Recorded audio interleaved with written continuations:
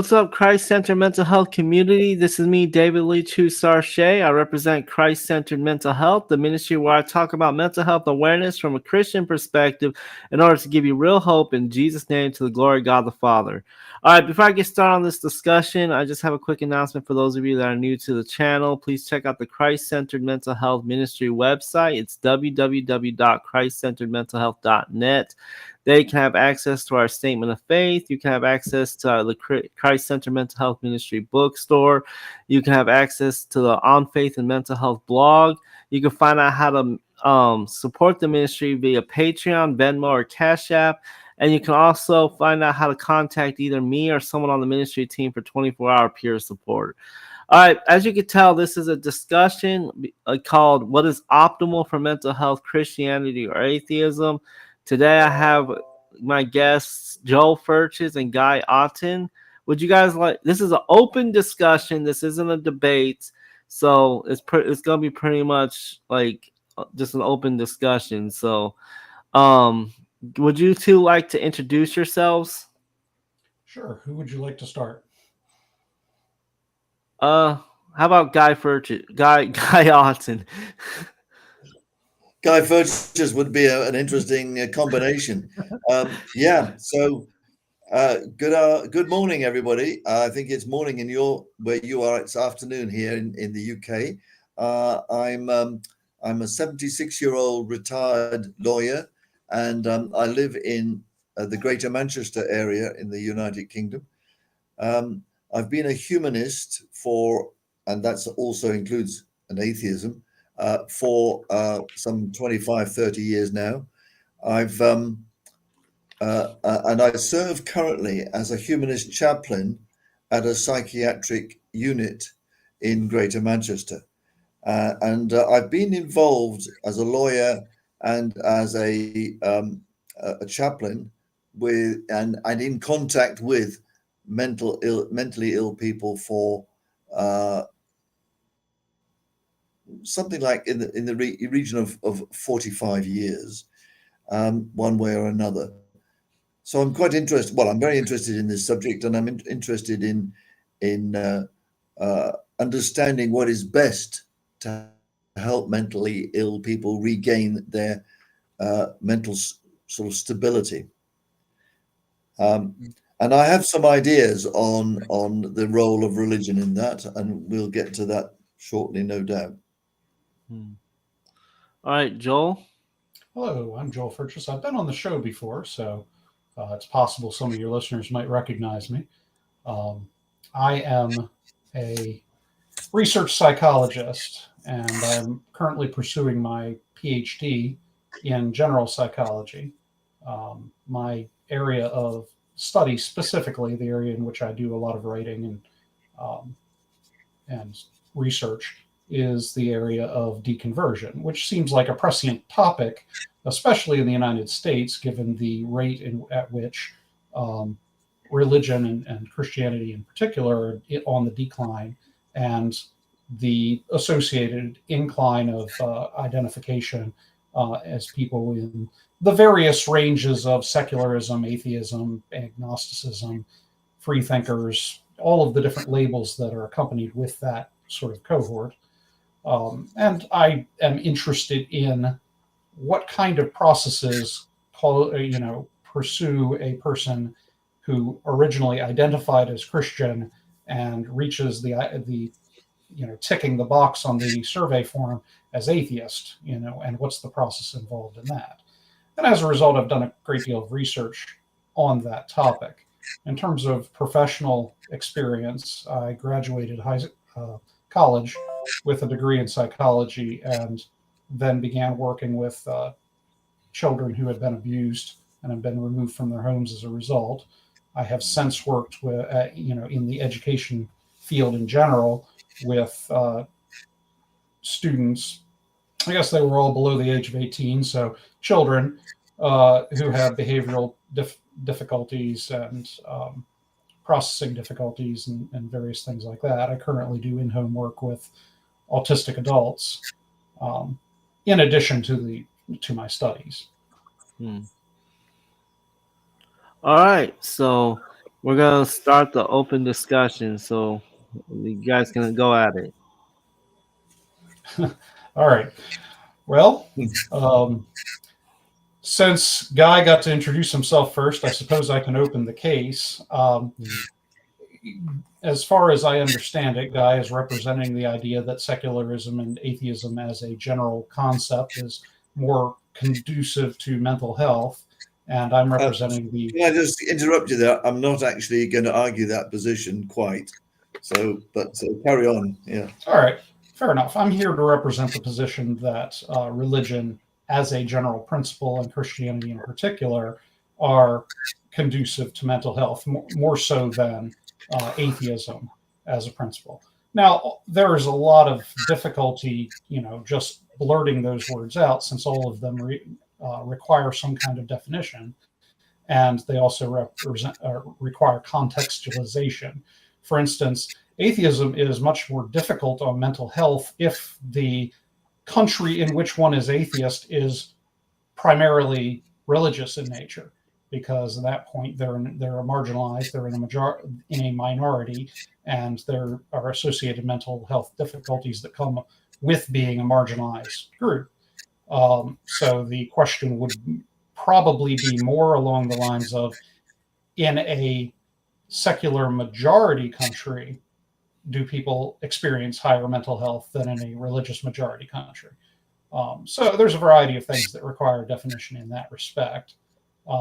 Now, I want to make it clear that I'm not here to argue that God exists, religion is true, Christianity is the proper religion, or anything like that. I'm here simply to represent the research on mental health. Okay. Well, where I'm coming from is based on my experience as a chaplain, and I work in a 5-ward, what we call a low secure unit. So it is locked, but it is not high secure, or medium secure. Those units are reserved for the very dangerous mentally ill people. This is just an ordinary local psychiatric hospital. And I work with an Anglican chaplain who's paid. I'm just a part-time volunteer. And we have a population of Muslims, Jews, because we live in quite a Jewish area. This is Salford, which is part of Greater Manchester, has a large Jewish population. And then some black Christians, often fundamentalist or charismatic or something like that. And then the general white population, most of whom are either sort of not practicing Christians or Catholics, or generally not interested in religion at all. And one of the reasons why I was appointed is that there is understood to be a need to provide chaplains who are more acceptable to the non-religious and those who are not interested in religion, and sometimes who reject religion for that reason. In fact, I don't find that's a problem in by and large in my unit. Both myself and my Anglican colleague circulate around the wards, and very few decline to talk to us. So that's not a problem. Now, my experience is quite interesting, because I think you can look at mentally ill people in a number of, if you like, different categories, and this is not based on research; it's just based on my experience. And there are amongst those, there are people who have had and value their religious beliefs, and find their religious beliefs helpful to them in regaining their stability. And I acknowledge that is the case. There are others who have serious religious components to their schizophrenia or to their voices, essentially, and that these religious ideas are disturbing to them. Sometimes they're threatening. So those people form another category, if you like. And then there are some who like the idea of perhaps religion helping them, but they're not particularly religious. And so they're the sort of people who will ask for a rosary. And it's interesting that myself and my Anglican colleague, we hand out rosaries in large numbers because some patients like to wear them and they feel some comfort, maybe some magic almost.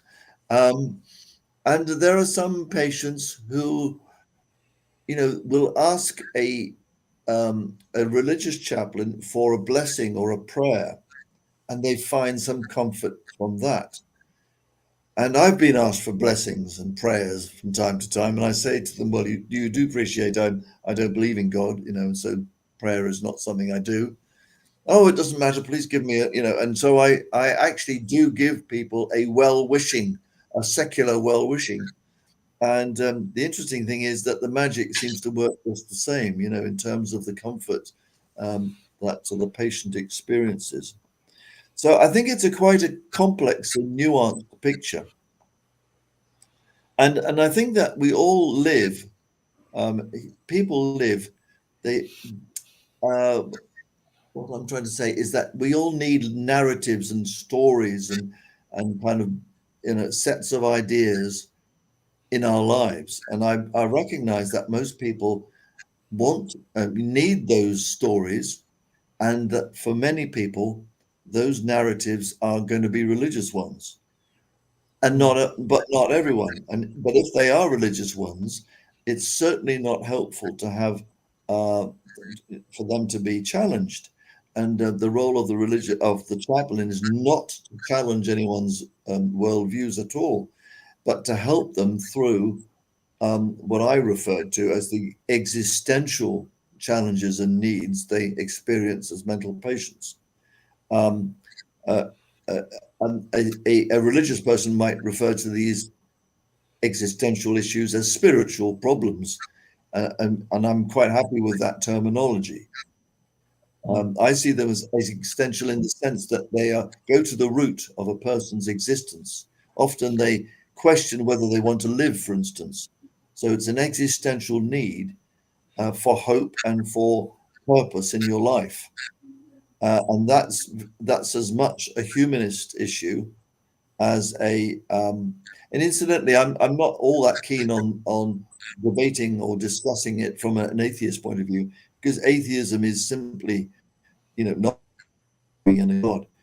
If you don't believe in a God, as far as I'm concerned, you need an alternative philosophy for your life, and for me, that's humanism. So that's where I'm coming from generally. I think it's quite a nuanced picture, and for some patients, I do think that their religious beliefs can be of assistance. And if a patient is talking to me and I find out that they're religious, I always ask them. I then offer them the services of a rabbi or imam or whatever it is, whatever religion it is. And some of them will take that up and find that helpful. Others won't, because sometimes they don't want to see their religious leader for one reason or another. So that's my kind of where I'm coming from on all of this. So the longest running longitudinal research study ever conducted has been running for about 75 years now and has yet to stop. And it is on the simple question of what causes happiness, what causes happiness. And the overall findings from the study, which has been passed on from researcher to researcher, but contains the same cohort of people that it began with and has seen them from childhood to old age now, has been community. Keeping strong family ties, keeping strong community ties, close friendships. Yeah. And this is one of the things which religion is very good at supplying, because you enter a religious community, and there is an understanding when you enter this community that any random person you walk up to in that community shares the same beliefs and values as you. And there is not that sort of guardedness that one uses around strangers when you have no idea what this person's political and religious and so forth viewpoints are, so that you're comfortable in expressing your views, your interests, all of those things in the context that both of you share the same values. And this is one of the things one sees in societies that are majority religious, one way or the other, majority, say, Islam, Catholic, what have you, is that there's much more of a overall social comfort and harmony in the country, because any random individual you run into on the street, you can express your values. And I've heard this recently. This is from somebody who is from England. I can't remember her name, but she was in conversation with Jordan Peterson, and she was herself a secularist, and she was rejoicing over the fact that finally England was beginning to tip in the direction of secularism over religion, so that you could then, she specifically said she could run into anybody on the train and know that this person was most likely not religious in nature. So that they then shared this kind of similar worldview. So this is one of the things that makes religion a facilitator of mental health, is that it creates this community and shared values that are important for somebody to be comfort and have mental health. But one component of religion that extends above and beyond that is a sense of transcendent purpose. So not only are you comfortable with the people around you, and not only do you have people that you can sort of lean on to come into your life and speak your language, as it were, in terms of values, but also when things are difficult, you have this idea that there is some sort of transcendent purpose or value that lies above the difficulties in the world.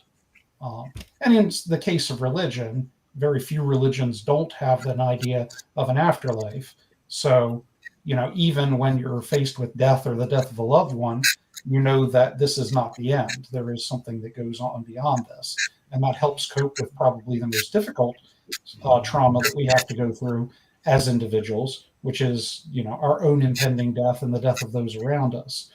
So this is a feature of religion. Now, as to what religion, there was a study, probably the most ambitious study, and this was out of, I believe, Harvard. I have it on here somewhere. Yale. It was out of Yale. And it was called Religion and Well-Being. And they surveyed the major religions and then major denominations within religions. Say within Christianity, you have Catholic, Protestant, and then all of the various sects of Protestantism. And what they were able to find is that religions that had a stress on life, on a sort of benevolent picture or view of God, and on specific moral values, fostered mental wellness better than religions say. For instance, Catholicism had a difficulty because Catholicism had this tendency to foster a sense of guilt, and the guilt was sort of damaging to mental health. And Judaism had a similar difficulty because there was this sense of inherent persecution, that as a Jew, our goal, our end goal, isn't so much the afterlife as to possess a specific chunk of land, and we don't have in possession of that. And secondly, that we are sort of the whipping boy of the world, and that we're always going to be under persecution because that's our lot in life. And so that was sort of damaging to mental health within that community. So the ideas best reflective of mental health within that study were most consistent with Protestant Christianity. Well, that's interesting. Yeah. I think I comment on this. Firstly, sort of community support and the strength of a community. Clearly, that's important for mental health.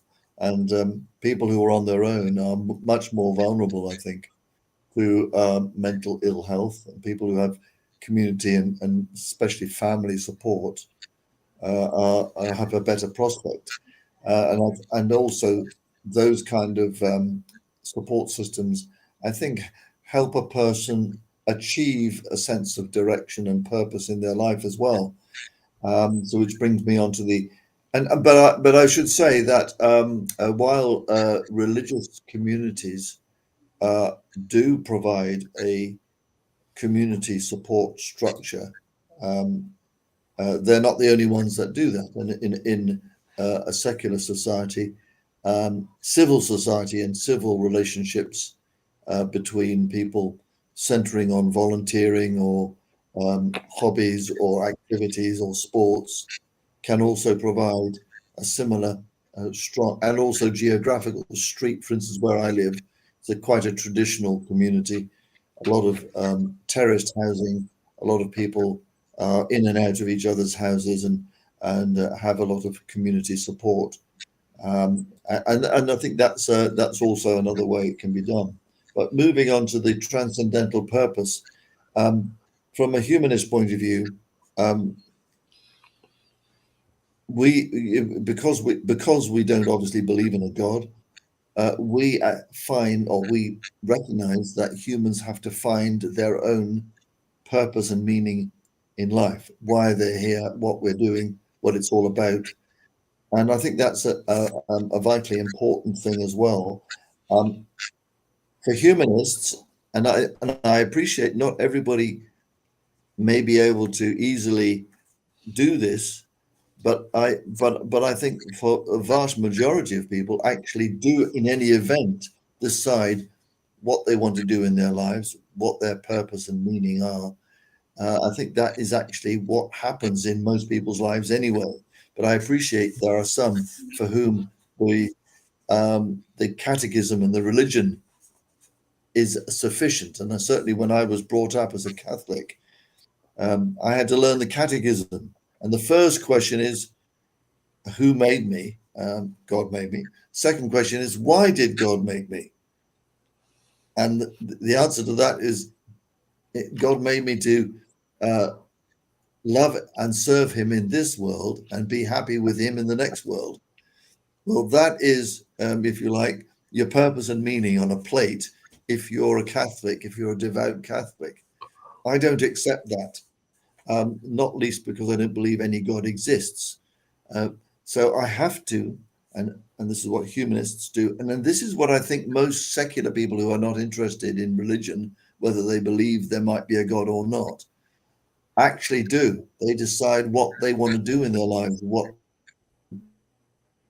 is meaningful for them, and what gives them pleasure or what gives them a feeling that they're doing a good job. Those are kind of fundamental human feelings, ideas, and needs, and we don't need a religion in order to do it. And so that's my sort of point on that one. As far as the afterlife is concerned, yes, I think that for some people, especially those with religious beliefs, may well find the prospect of an afterlife, especially meeting their loved ones again in the afterlife, might be particularly appealing. But I also think that the fear of hell is also quite a damaging phenomenon, a bit like the guilt of Catholicism and the persecution complex of Judaism. There are certainly some people who've talked to me about their fear of hell. And I think that particularly for those people with mental health problems who have found themselves in trouble with their loved ones and perhaps with the law, they have a sense of guilt and a sense of foreboding, some of them, that they may end up in hell. And I don't think that's helpful. Quite apart from the question mark as to whether there is any such thing as an afterlife, you know, I am skeptical as to its utility beyond a number of people for whom it may be reassuring and may give them some gladness and hope. But I appreciate that the problem of hope is a big one. And what religions can do is give people some hope that they also some hope that they might be happy in another world, even if they're not happy in this one. From a humanist perspective, the problem there is a fundamental one, that actually there is no evidence that we can see that is reliable or reasonable enough for us to believe in any other world, and that we think that this is the only world there is and the only life we have. So we've got to make it a good one, and that's why I think for me the afterlife point is unconvincing, and I could, if I find it unconvincing, it's not going to work for me, although I appreciate for some it may work. All right. So the first point that you made is that there's certainly other kinds of social groups that could lend the kind of community that I was talking about, that religion also gives. And I appreciate that. As for instance, there was a study that came out recently in my field of religious deconversion in the American South. In the American South, there are two very important things: religion, Christianity specifically, and sports. And what the researcher found is that families that were fractured after certain ones left the religion could be brought back together by their interest in sports. So this gave them a community aspect that could tie them together. Having said that, there was a study out of the London School of Economics in Erasmus University Medical Center in the Netherlands, and it suggested that participation in religious organizations is more linked to sustained happiness than any other type of community organization. Not to say that those types of organizations didn't lend to happiness, but that religion had a higher rate of happiness. And this included institutions which offered higher education. So religion actually lent to personal happiness more so than education did. And to a degree, religion is much more accessible than education. You can have no access to education and be religious, just as you can if you have total access to education.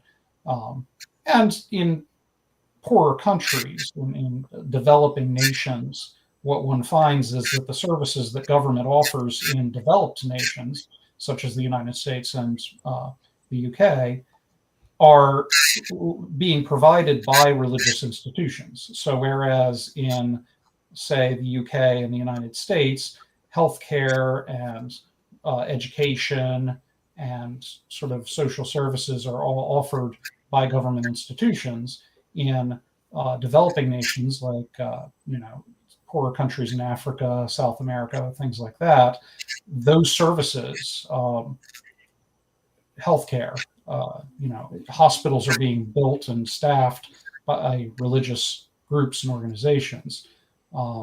In terms of, what else did I say? Education, yes, the schools are being built and operated by the religious institutions.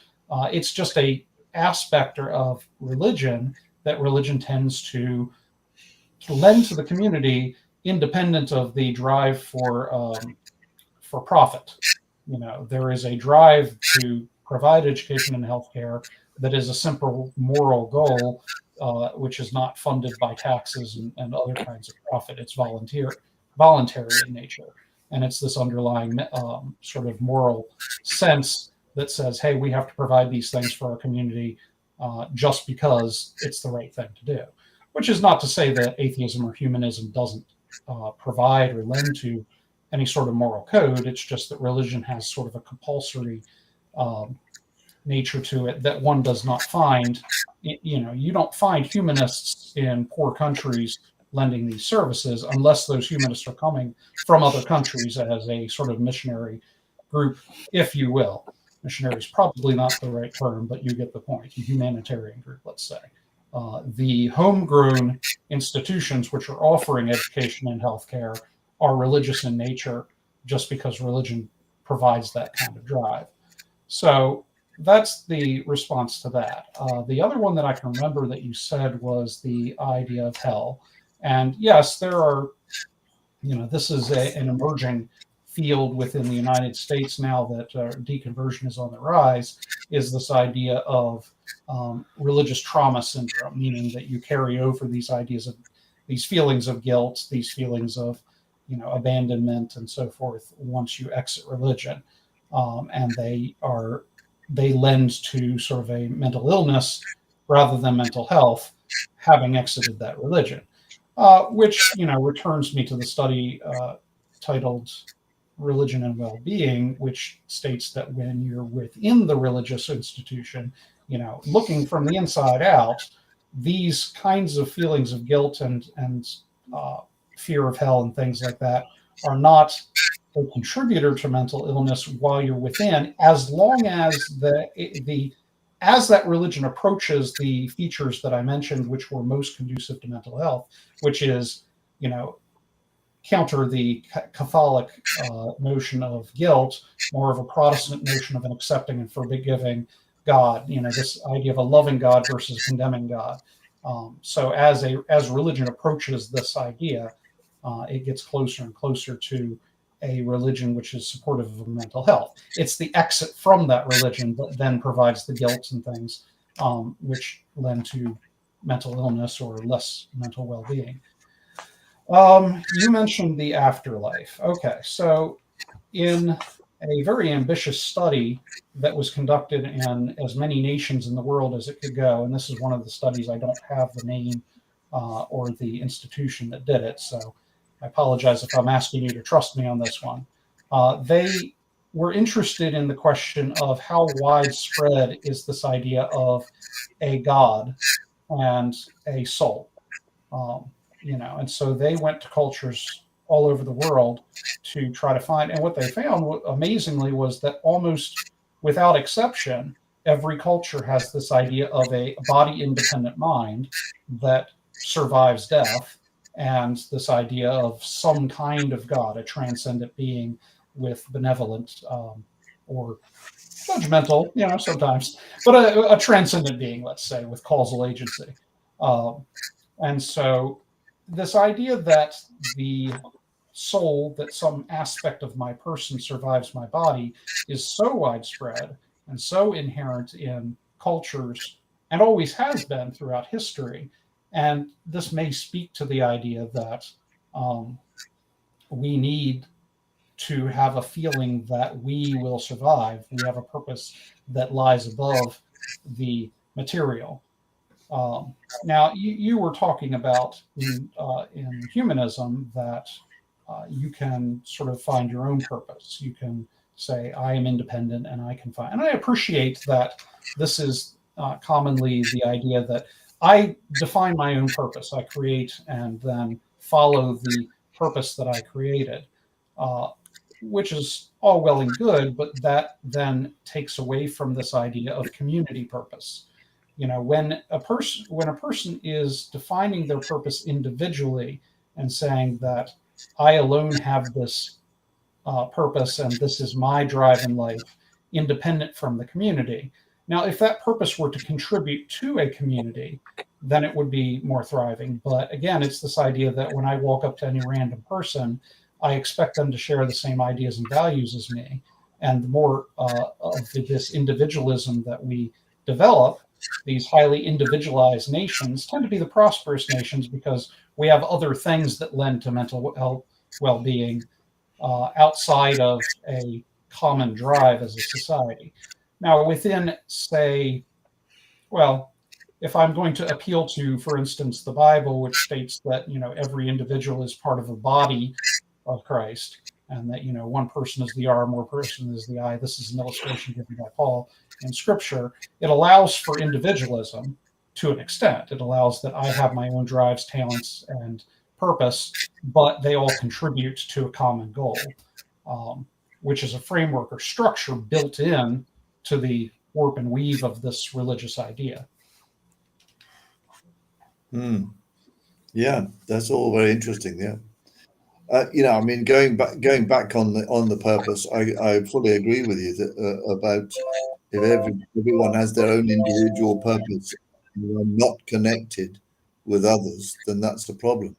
But I think the beauty of a secular society is that a person can get involved, can choose a purpose, and then join with others in that purpose. For instance, as a volunteer chaplain, I'm doing it with others, with actually religious chaplains, but also I'm contributing with the medical staff as well. And I'm a volunteer with a local project helping asylum seeker families called the Friends of Shamwari. And that's again, there's a whole bunch of people who've come together as individuals to support a common purpose, which makes us feel that we're united in community, but also doing something worthwhile, which makes us feel good. That's why we do volunteering as much as for the benefit of other people, I think. So I think that's interesting. And I mean, from the point of view of the afterlife, um, I acknowledge that the vast majority of the world's population have this idea of a soul, or in some sense or another, or a transcendence, or they believe in things like reincarnation, or united with a sort of divine force or something like that. There's an awful lot of these ideas floating around. Of course, it's a truism to say that that does not mean that they're true. And for those of us who are not convinced that these things are true, that doesn't mean to say that we have an impoverished life. We can, as I say, find purpose and meaning and good things to do to make our lives uh, satisfying and happy. And it's interesting that these studies you cite about happiness. What's interesting is that um, in the UK, uh, the number of people who practice a religion is down below 15%. It's even thought to be below 10% now. And it may well be that people are not so happy as they might have otherwise been. I don't know. But it does mean that people pursue their own agendas, and they don't they don't go without community. They don't go without purpose. They find their own. Now that actually education, when a society moves from an overall believing society to an overall not believing. And I mean, you can look back to literature and to people like Thomas Hardy, whose poems and some of his writings um, reflect the sort of trauma of losing belief and losing faith. And it took me many years um, losing my belief in Christianity. And finally, when I got to the end of that process, I actually felt an enormous sense of relief and a burden, lifted from my shoulders, but also a feeling that I had to then create my own new belief system and philosophy, which is why I'm a humanist. And I appreciate that that is not an easy process for necessarily people to indulge in. And I think this is one of the difficulties of living in this world, that because we are free to believe whatever we want, it doesn't mean that we've solved all our problems by any means. The problems start a philosophy or a belief system that uh, that is useful for you and makes you happy. For me, it's humanism. But and I think in this country, in England, there's an awful lot of people who are humanists who don't know, in the sense that they live a fully secular life. They don't think about religion. They're certainly not interested in religion. And the few occasions they go to a church, they're frankly embarrassed by what feels to them like childish sort of religious language. And it can be embarrassing. Um, I mean, I make a job of going around different religions and mosques and gurdwaras and temples, and I do have to keep keep control of myself, because there are occasions when things are said or done which appear to me to be frankly ridiculous or laughable.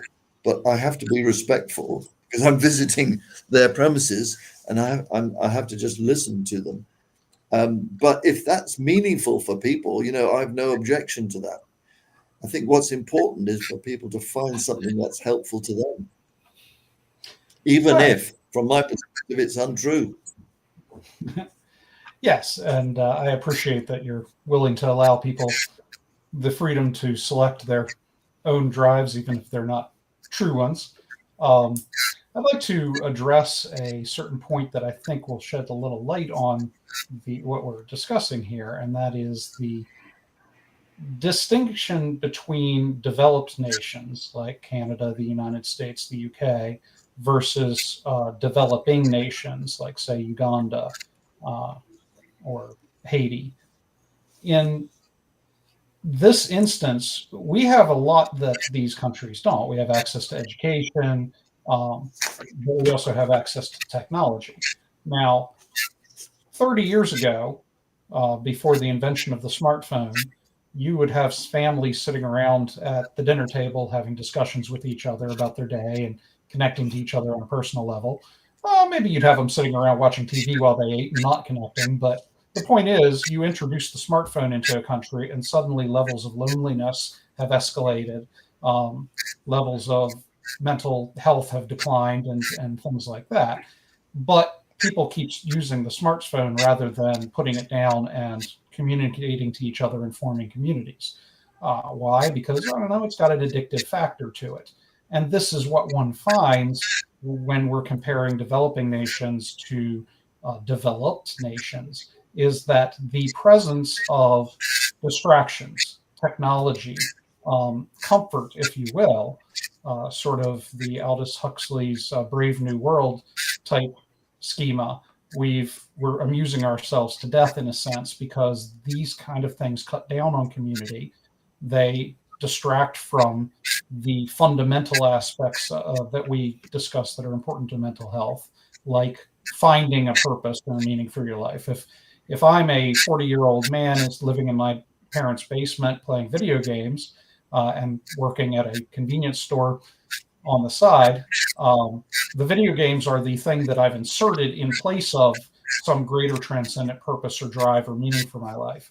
And, superficially, I'm happy with that. But fundamentally, my mental health has declined as a result.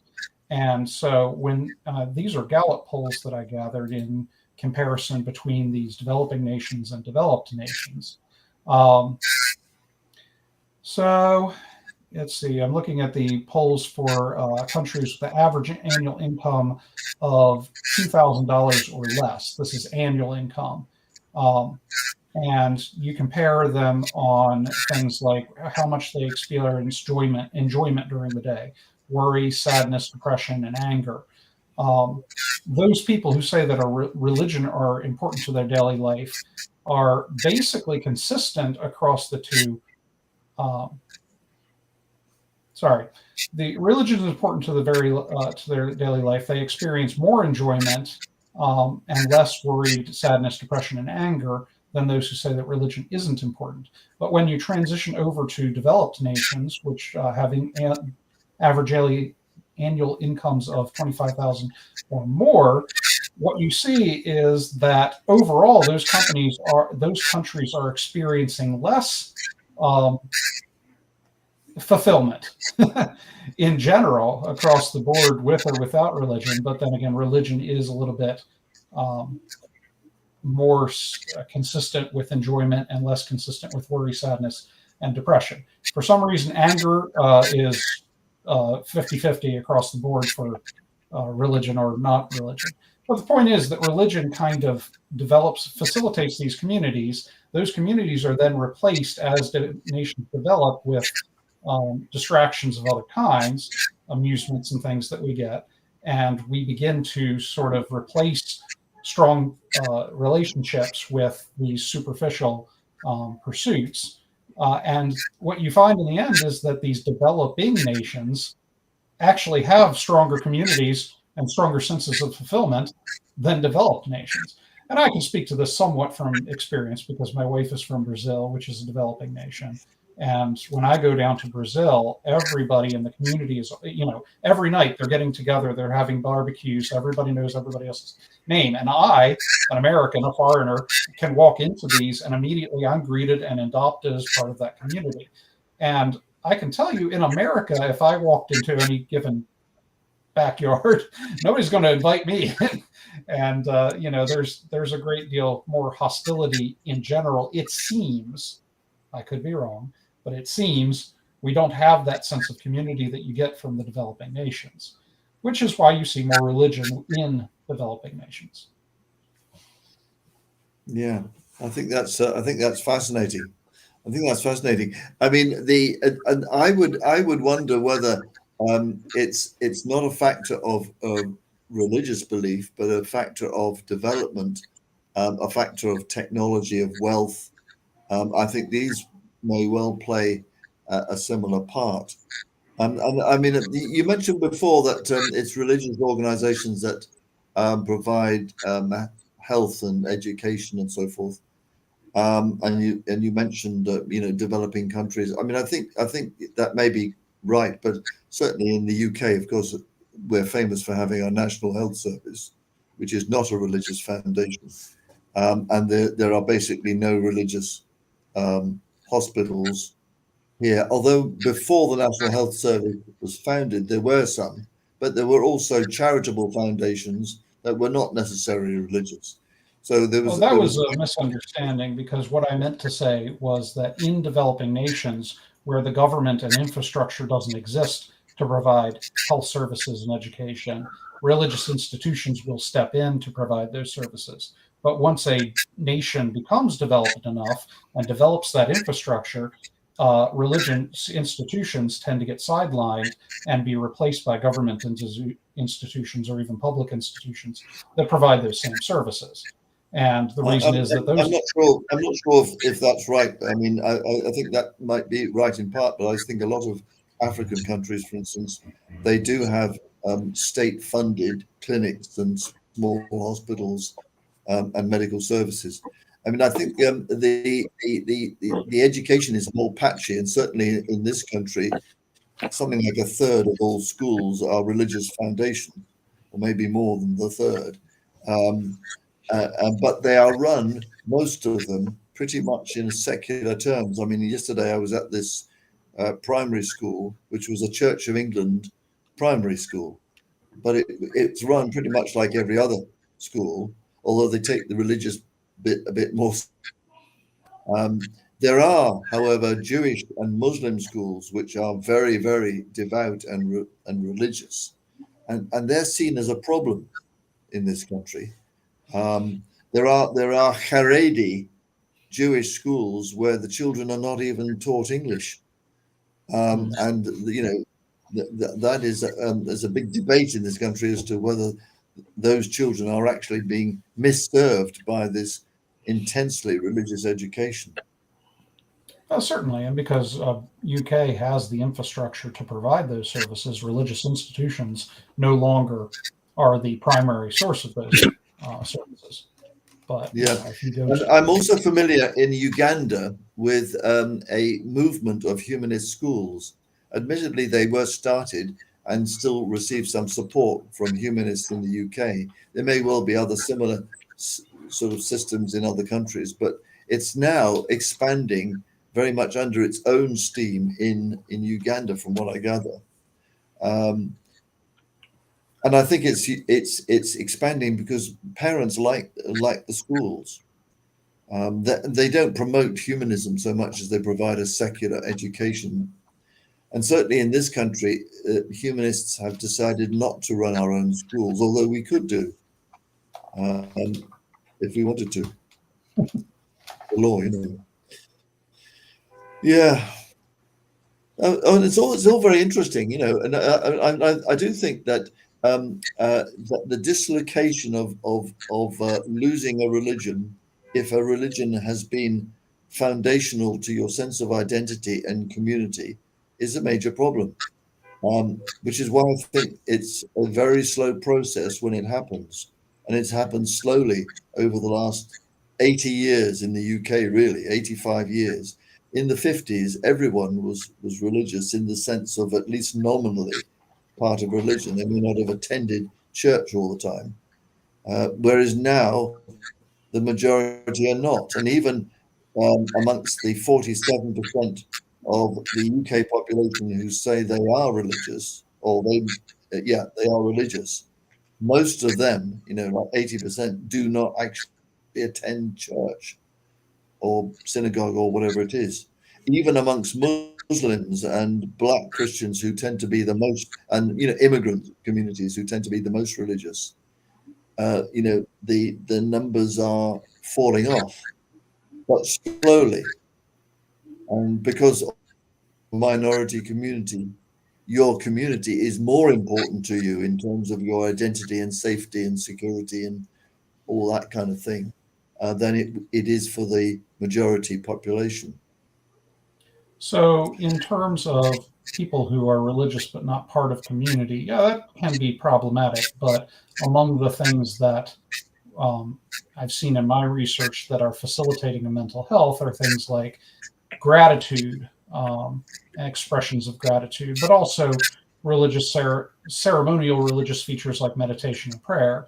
And you see this especially in people recovering from physical health or with chronic physical conditions, that when they step in and engage in things like meditation and prayer, it doesn't, of course, ease the pain so much as it contributes to better mental health in dealing with those conditions. And religion does facilitate that with or without participation in the community. And the same thing is true with gratitude in general, is that you can, religion tends to facilitate a feeling of gratitude because you've got somebody to be grateful to, beyond just, say, writing a letter of gratitude to a friend that helped you once. You can send gratitude sort of to this transcendent ideal for the good things that you have in your life. And when you focus on those good things versus the bad things, obviously this is something you get from any therapist, where they would say, let's talk about the good things that happened to you today. Religious ideals just tend to facilitate this sort of idea of gratitude. Now, not always. I mean, you could have religions where the idea is God is Santa Claus or a vending machine, and you just ask for a lot of things that you don't get, and then you get very dissatisfied. But when the focus of the prayer or the relationship is gratitude, this can be even helpful within people who are, not united with any kind of church. They're practicing separate from a church. You said another thing that I was going to say that, a lot of if I was making the case for atheism being more mentally healthy than religion, I would say two things. I would say, first, this sort of increase that we see in what they call religious trauma syndrome, which is this idea that religion leaves you with the sense of guilt, the sense of fear, the sense of this, that, the other, which are negative, and they compare it to post-traumatic stress disorder. So if religion is causing all of these mental health conditions, then clearly it's not a facilitator of mental health. And the other argument I would make is that you see that the less religious countries in the world tend to be the most prosperous countries in the world.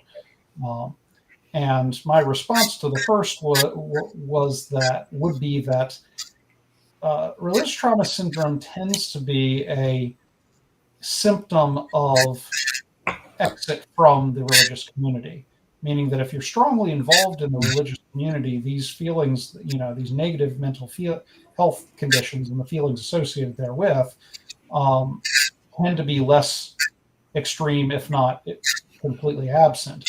But those people who exit then start to experience these problems more and more.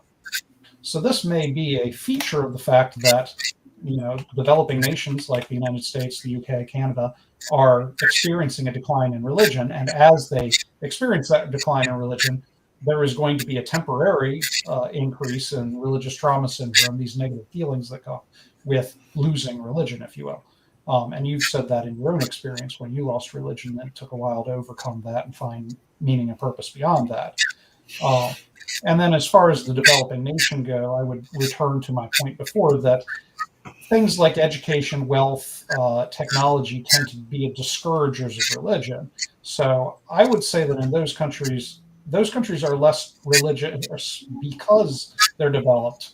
They're not more developed because they're less religious. Yes, it's difficult to know what's whether there's a causation there or an association. But it's interesting you talked about gratitude. I'm going to give you an anecdote now. I was once at a 50th birthday party, and the host suddenly turned to me because he knew I was a humanist celebrant. I used to be a humanist celebrant, efficient, as like call it, I think in the States. And he turned to me and said, "Could you do a humanist grace?" And so I thought a bit, and I did. And a humanist grace is thanking the people who planted and grew the food and then harvested it and brought it and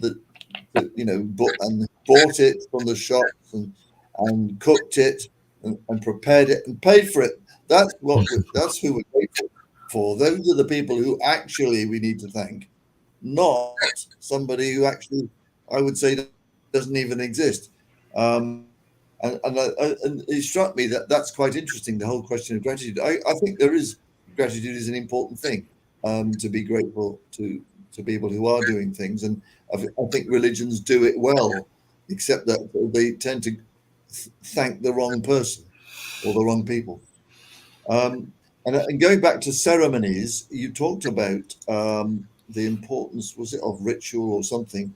And one of the interesting things in this country, and you may see it in your country as well, that for people who are generally uninterested in religion, they don't want to know about it, but when it comes to a funeral or some event or a tragedy in their lives, then suddenly they're in church or they call upon the vicar, and they have a funeral or they have a service.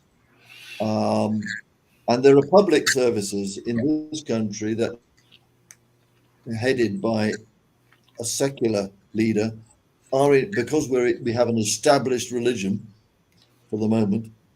A bishop or a priest will lead that ceremony, and I think it's quite interesting because people do need ceremonies, they need services of some sort, and do funerals, and they're much appreciated and in demand in this country. And I also did weddings and naming ceremonies as well, and people really enjoy them. Whereas when they go to a funeral, sometimes they come out muttering, about how they didn't say this and they didn't take any notice of the person who died. And I have been to some horrific funerals in the past. I went to one Catholic funeral where the priest talked about himself and hardly mentioned the deceased at all. And I don't know whether it was an off day or what, but so I think there is an important feature, there's an important need for ceremony and ritual and remembrance, and that religions do that well usually, but that secular leaders can also do it, and we should be doing more of it. Yeah, I expect that as you see a decline in religion, that funerals are going to look more and more like life celebrations. We look back on the life of a person, we look at all of the things that they accomplished, the happy times and things like that, and we celebrate. That's what a humanist funeral is. Yeah. Have you been to a humanist funeral? I don't believe I have. All right. Well, maybe you're too young to know many people who've died. I've known a few. But circling back around, what you see within religious funerals is this idea of giving this person's life a transcendent purpose, that they contribute to some greater meaning within the universe. And, in addition to that they're not gone forever. They still exist. That's right. And that's an important thing. That's what humanists can say, that we do live on. We live on in people's love and memories and in the stories that are told about us. That's how we live on. And also in our DNA. We don't live on in an after world or, hell or heaven. I mean, the concept of heaven and hell were only invented about 5,000 years ago, apparently by the Zoroastrians, and they were taken up by not so much by the Jews, interestingly, but by the Christians and then the Muslims. These ideas appear to be man-made, if you're looking at it historically.